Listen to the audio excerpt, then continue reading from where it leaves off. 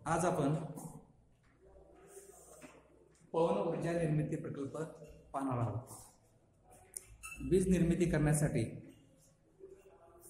वेगवेगळे प्रकल्प उभारले जातात.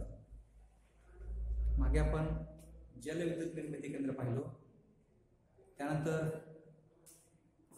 औष्णिक विद्युत ऊर्जा निर्मिती केंद्र पाहिलं, त्यानंतर सोलर ऊर्जा निर्मिती केंद्र, अणु ऊर्जा निर्मिती केंद्र पाहिलं. आज आपण पवन ऊर्जा निर्मिती पाहणार आहोत. याला इंग्लिशमध्ये काय म्हणतात? Wind power station. Wind power station म्हणतो आपण याला. मागील व्हिडिओमध्ये आपण काय पाहिलं? औष्णिक विद्युत ऊर्जा निर्मिती पाहिलं. औष्णिक विद्युत ऊर्जा निर्मिती पाहिलं. यामध्ये जी ऊर्जा निर्माण केली ती कशापासून तयार केली? उष्णतेपासून. बरोबर का? उष्णतेपासून काय केली? विद्युत ऊर्जा निर्मिती केली होती. कसं केलं? उष्णतेपासून कोळशाच्या सहाय्याने पाण्याला उष्णता देऊन पाण्यापासून वाफ तयार केली आणि त्या वाफेवरती काय फिरलो आपण? स्टीम टर्बाईन फिरलो. त्या स्टीम टर्बाईनला जनरेटर किंवा अल्टरनेटर जोडून तो अल्टरनेटर फिरवला जाऊन त्याच्यापासून वीज निर्मिती केलं. बरोबर? अशा प्रकारच्या या औष्णिक विद्युत प्रकल्पातून आपणास आपल्या भारतामध्ये जवळपास 35 ते 40% विद्युत निर्मिती केली जाते. अशा विद्युत निर्मिती प्रकल्पामधून काय किती केली जाते? 35 ते 40%. पण असे जे विद्युत निर्मिती प्रकल्प आहेत, अशा या प्रकल्पामधून जवळपास 5 ते 10% किंवा त्याच्यापेक्षा जास्त उष्णता ही वाया जाते. फक्त विद्युत निर्मिती प्रकल्पामध्ये 35%, म्हणजे 2/3 भाग इतकीच उष्णता विद्युत निर्मिती प्रकल्पामध्ये वापरली जाते. आपण ते व्हिडिओमध्ये पाहिले आहोत गेल्या व्हिडिओमध्ये. बरोबर काय? जवळपास एकूण उष्णतेच्या फक्त 2/3 भाग इतकाच उष्णता आपण कशासाठी वापरतो? आपण वीज निर्मितीसाठी. बाकीची उष्णता काय होते? ती वाया जाते. काही वेळा त्या उष्णतेपासून त्या उष्णतेचं काय होतं? उत्सर्जन होते. त्यामुळं त्याची जी टक्केवारी जर पाहिलं, अशा औष्णिक विद्युत ऊर्जेची टक्केवारी जर पाहिलं, त्याची कार्यक्षमता जर पाहिलं, ती कमी आहे. कशाला? म्हणून आपण पवन ऊर्जेकडे पाहिलं. आता वळलं. बऱ्याच ठिकाणी पवन ऊर्जेचे प्रकल्प तयार झाले. आपल्या इथं जर बघितलं, साताऱ्याजवळ वनकुसरी या गावी मोठे प्रकल्प आहेत. तुम्ही कर्नाटकात जात असताना या हायवेवर जर पाहिलं, स्तवनदी जी आहे, स्तवनदीच्या या उजव्या साईडला या साईडला मोठे विंड पॉवर स्टेशन आहेत. इकडं नागज फाट्याला जर गेला, नागज फाट्याजवळ सुद्धा वेगवेगळे विंड पॉवर स्टेशन आहेत. तुम्ही जरी वडगावला जात असताना, तिथून वडगावला जात असताना तुम्ही साववाडीच्या पुढच्या बाजूला गेला तर कोपऱ्यावरती एक घर आहे, मला नाव काय माहिती नाही. त्या घरावर सुद्धा लहानसं विंड पॉवर स्टेशन उभा केलंय. बघितलं? टॉवर बघितलं का तुम्ही? लहानसा पॉवर आहे, लहानसा. त्याचबरोबर कोचीमध्ये दूध सेवा केंद्र आहे, सोसायटी आहे. त्याच्या वरच्या बाजूला सुद्धा विंड पॉवर, अशा प्रकारचं लहानसं विंड पॉवर स्टेशन आहे. तर आपण सुद्धा आपल्या घरामध्ये जिथं हवेची तीव्रता जास्त आहे अशा ठिकाणी हे प्रकल्प जास्त उभारणी करता येते आपल्याला. हे प्रकल्प उभारणी करत असताना हवेची गती ज्या ठिकाणी जास्त आहे, डोंगराळ भागामध्ये तर हवेची गती जास्त आहे, डोंगरावरती वगैरे अशा ठिकाणी हे प्रकल्प उभा करणे सोयीस्कर आहे. या प्रकल्पाचा लागणारे जे प्रमुख भाग आहे त्याच्यामध्ये इथं आकृती बघा. या आकृतीमध्ये बघा तुम्ही, हा जो दिसतो हा रोटरचा ब्लेड आहे. हा मेन टॉवर झाला. या टॉवरवरती हे सर्व सिस्टीम बसवली असते. हा मेन टॉवर झाला. हा स्टील पासून किंवा सिमेंट पासून बांधीव केलेला असतो. स्टील पासून किंवा सिमेंट पासून तयार केलेला टॉवर असतो. या टॉवरच्या वरच्या भागामध्ये एक सरसम जर तुम्ही आकृती बघायला गेला तर तुम्हाला कसं दिसतंय? सरसम काय दिसतो? हा कुठला पंखा दिसतो? आपला टेबल फॅन सारखा आकृती दिसतो. असं बघा का टेबल फॅन सारखा आकृती तसंच दिसत असते आकृती. टेबल फॅन सारखा दिसतो. हा टॉवर आहे या टॉवरच्या वरच्यामध्ये हा जो भाग आहे त्या भागामध्ये या साईडला हा ब्लेड आहे. ब्लेड कशासाठी आहे बरं? फिरण्यासाठी. लगा हवेमुळे ब्लेड पडणार ते रोटर ब्लेड म्हणतो आपण त्याला. हा मधला जो भाग आहे हा रोटर आहे. रोटरला इथं गिअर बॉक्स बसवले. गिअर बॉक्स कशात बसवले? त्याचे ब्लेड मोठे असतात. आपल्या भागामध्ये ब्लेडचं प्रोडक्शन आहे. कुठं आहे माहिती आहे काय? हा कुठं? टोप समोर जाताना डी विंड पण दिसते बघा तिथं. Company D wind. डी विंडची कंपनी आहे. त्या कंपनीमध्ये असे ब्लेड तयार करतात. टॉवर्स पण तयार करतात. रस्त्याकडे जर बघितलं तर तुम्ही संभापूर जाताना या उजव्या हाताला तिथे पेट्रोल पंप आहे. वडगावच्या पुढे पेट्रोल पंप आहे. पेट्रोल पंप जर पुढे गेला तर त्या ठिकाणी मोठमोठे असे टॉवर्स असतात तुम्हाला राऊंड आकाराचे गोलाकार आकाराचे असे टॉवर्सचं प्रोडक्शन केलं डी विंड मध्ये. त्याचबरोबर घोडावत संजय घोडावत आहे नाही यांचा सुद्धा मोठा प्रकल्प होता इथं. तिथं कंपनी तो जो प्रकल्प आहे तो आता जर्मन कंपनीने घेतलेला आहे. रोडला पण होतं सिरनिक इंडस्ट्रीमध्ये. त्या ठिकाणी सुद्धा असे टॉवर्स तयार केले जात होते. पण आपल्या भागामध्ये तर आहेच आता सगळ्यांना माहिती आहे. तर असे टॉवर्स असतात. या टॉवर्सच्या वरती हा जो जे ब्लेड बसले असतात ते रोटर असतो. रोटर मध्ये मधला मग काय रोटरचा रोटरच्या मध्ये गिअर असतात. गिअर कारण काय आहे हे जे ब्लेड आहे ब्लेड मोठे हेवी असतात बरोबर काय. आणि हवेच्या सहाय्याने हे फिरवण्यासाठी ब्लेड बसले असतात. हे ब्लेड भरपूर हेवी असल्यामुळे याला हवा जास्त जोरात लागते. आणि इथे हा गिअर बॉक्स बसला असतो. कशासाठी गिअर बॉक्स असतात? याचा एक फेरा झाल्यानंतर याचे फेरे जास्त व्हायला पाहिजे. त्यासाठी गिअर बॉक्स आपण गिअर बॉक्सच्या सहाय्यानं समजा आपण एखादा फिरणारा भाग असेल आणि त्याला जोडणारा दुसरा भाग म्हणजे ऊर्जेचं स्थित्यंतर म्हणतो आपण. 11 झालं बघा. एकाची ऊर्जा दुसऱ्याला देणे बरोबर. एकाची उदाहरणार्थ काय मोटरला पुढे पुली बसवतो आणि त्या दुसरं काहीतरी शाफ्टला जोड दुसरं काहीतरी उपकरण जोडू शकतो. मग त्याची आहे ती गती आपण त्याला देऊ शकतो. जेवढे हा फिरतो तेवढीच गती त्याला देऊ शकतो. त्याचबरोबर हा जेवढा फिरतो त्याची गती सुद्धा कमी करू शकतो गिअर सहाय्यानं. माहिती आहे ना. गिअर सहाय्यानं आपण गती कमी करू शकतो आणि गिअरच्या सहाय्यानं त्याला गती वाढवू पण शकतो आपण. गिअर वापर तसा गिअर बॉक्स वापरलाय.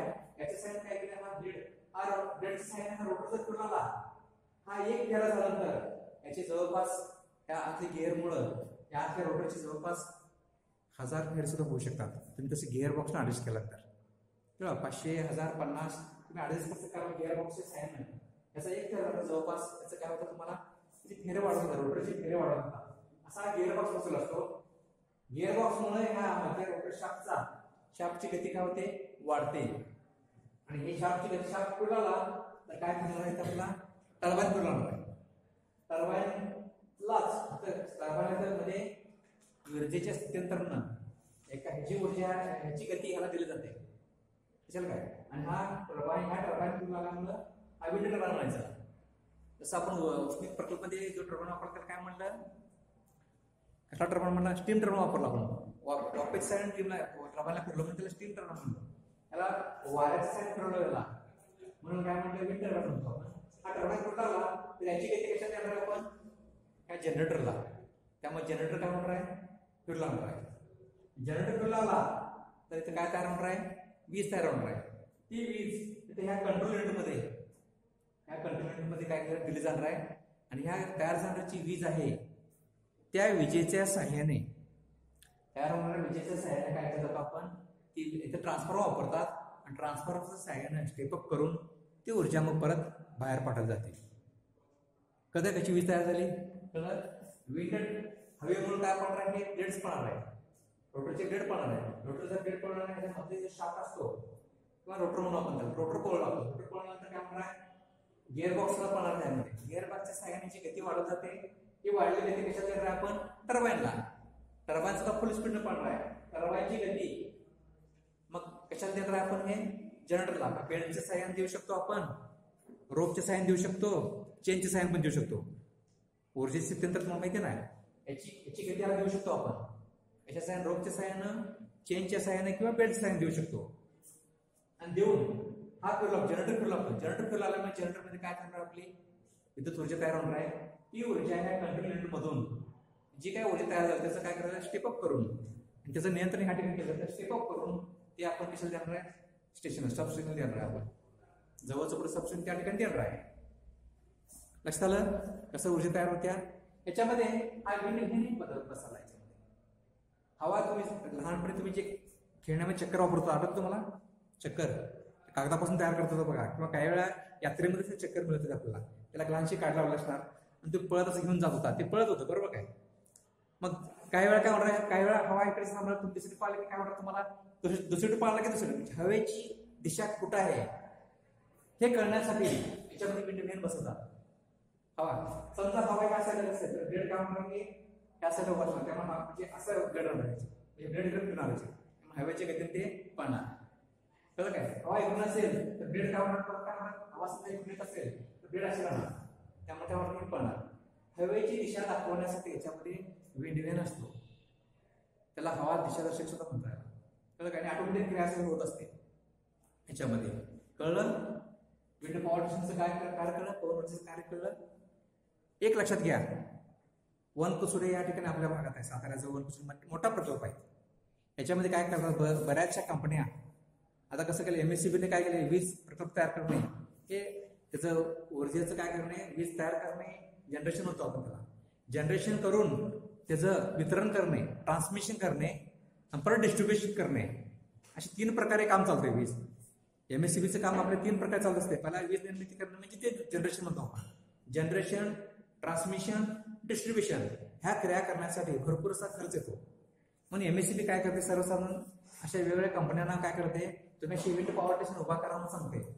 आणि त्याच्यातून काय करते, आता वनकुसुडे संजय घोडाचा जो ग्रुपचा आहे त्याचा प्रकल्प आहे या ठिकाणी वनकुसुडे, काय केलं त्यांनी त्या ठिकाणी वीज तयार केली आणि तिथून त्यांनी काय केलं की जी तयार झालेली वीज आहे ती MSCBला सप्लाय केली, तिथंच MSCBला कनेक्ट करून दिली, तिथं तयार झालेली वीज त्यांना दिली. आणि इथून जे ट्रान्समिशनचा खर्च म्हणजे वाहतुकीचा खर्च आहे, जे त्यांना कुठला आणणार आहे वीज, ती स्टेशन कुठला आणणार आहे, फक्त वाहतुकीचा खर्च काय करते मग MSCBला देते आणि तीच वीज इथं वापरतात.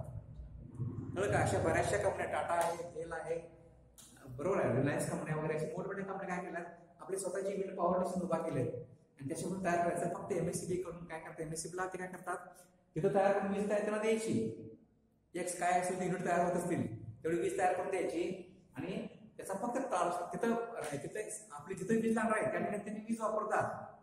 समजा त्यांना 100 युनिट लागत असेल, 100 युनिट लागत असेल, इथं 200 युनिट तयार होत असतील तर राहिलेला जो आहे ट्रान्समिशनचा खर्च बसला जाता, राहिलेलं जे युनिट असणार आहे ते युनिट कोणाला, युनिटचे पैसे कोणाला मिळणार, त्या कंपनीला मिळणार, ज्याला झालं. कळलं काय.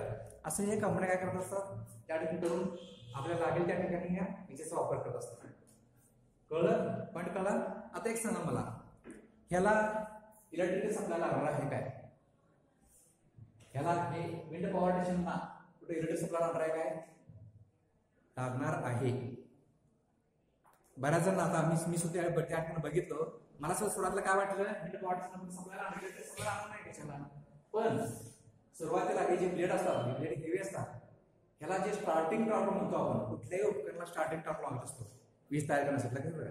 त्या ब्लेडला स्टार्टिंग टॉर्क देण्यासाठी याच्यामध्ये इथं जवळपास इलेक्ट्रिक सप्लाय असायलाच पाहिजे. सुरुवातीला टॉर्क असतो, कारण हे ब्लेडचे कुठले उपकरण जर बघितलं तुम्ही त्याला सुरुवातीला अशी गती दिल्याशी ते पळत नाही पुढे.